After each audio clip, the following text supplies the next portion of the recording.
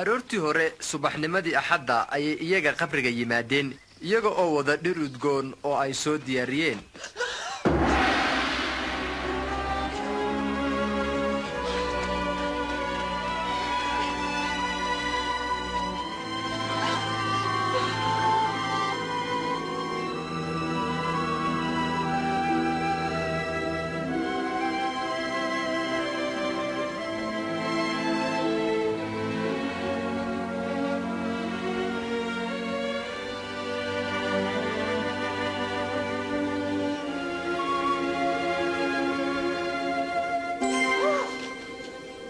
idinku maxaad ka nool ugu dhex doonaysaan kuwa dhintay halkan ma joogo laakiin waa la sarakiciyay xusuusta waxa uu isagu idinku yiri markii uu Galiiley dhex joogay wiilka aadanuhu waxa loo gacan gelin doonaa niman xun oo isku talaabta lagu qadbi doonaa oo maalinta saddexaad ayaa la sarakicin doonaa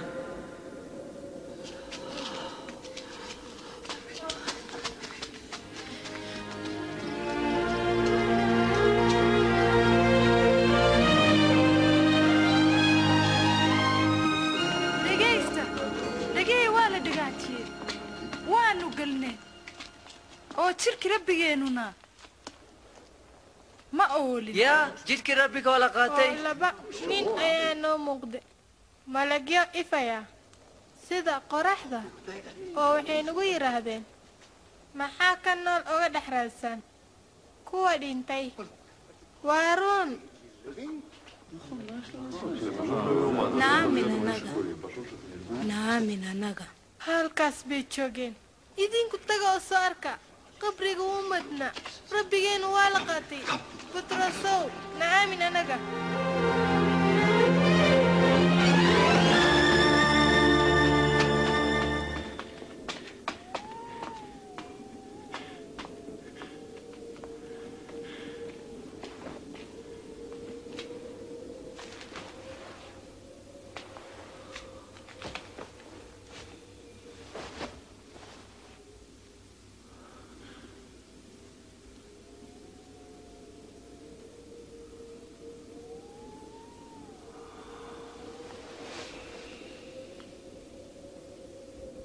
oo ciise wuxuu u muuqday laba xeer ah oo iyagoo faraxsan ayay ku soo laabteen kuwii kale wadab rabbiga wala sarakiciye isagu wuxuu muuqday Simon annagu isaga ma aanan garanayn ma aha wadada korkeeda laakiin markii kimista jabiyay kadib ayaanu garanay Emos waayib sida halkaas u tagay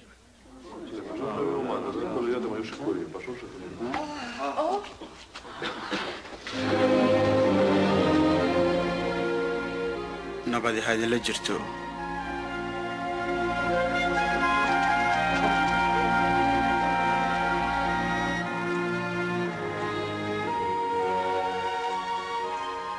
maxaad la arbushantihiin maxay shakiyadanu qalbiyadiinna ugu jiraan fiiriya cagahayga iyo gacmahayga oo arka inaan anigay ahay itaabta oo waad ogaan doontaan waayo ruuxaygu ma lahan jir iyo lafo sidaad u malaynaysaan kuwanuna waa waxyaalihii aan idinkula hadlay intaan idinla joogay in wax waliba aniga igu saabsan oo lagu qoray sharciga Muuse iyo qoraalada nebiyada iyo zabuurada ay rumoobaan waa sida qoran masiixu waa inuu silcaa oo uu ka sara kacaa dhimashada maalinta saddexaad oo magaciisa fariinta toobadkeenista iyo cafiska dambiyada waa in lagaga wacdiyaa qurumaha dhammaan laga bilaabo Yerusalem idinku waxaad marqaati ka tihiin waxyaalahan iyo aniga qudhayda oo idin dulkeenaya ballanka Aabbahay igu suga magaalada ilaa ay quwadiina kaga timaado xagga sare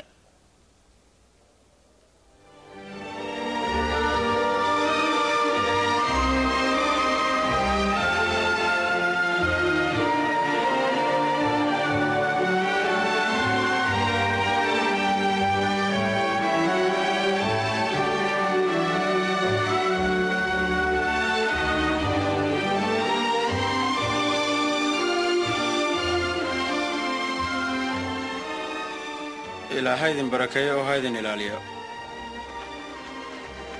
xoog kasta aniga waa lagu siiyay samada iyo dhulkaba taga haddaba oo bara quruumaha oo dhan idinka oo ku baabtiisiyey iyaga magaca aabbaha iyo kan wiilka iyo kan ruuxa quduuska